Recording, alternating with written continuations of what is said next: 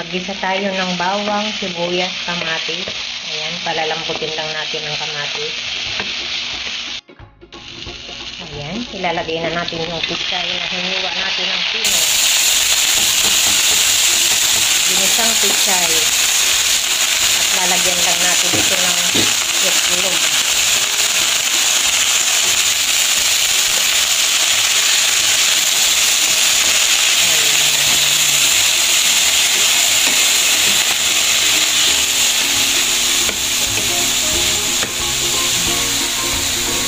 Ginisang pichay. Ayan, nagisa na yung ating pichay. Ang ating ilalagay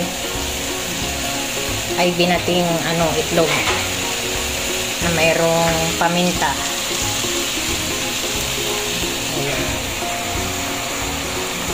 Sinalo ko na yung paminta at saka asin dito sa pagbati ng ating itlog.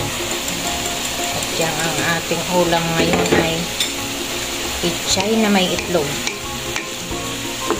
Pichay na may itlog ang ating ulam ngayon sa umagang ito.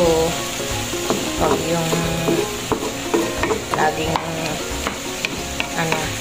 hotdog.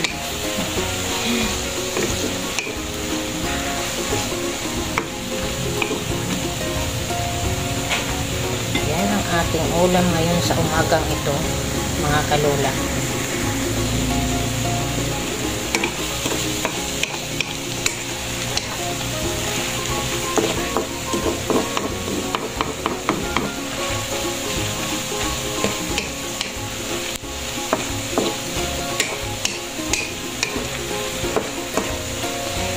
Pichay na may itlog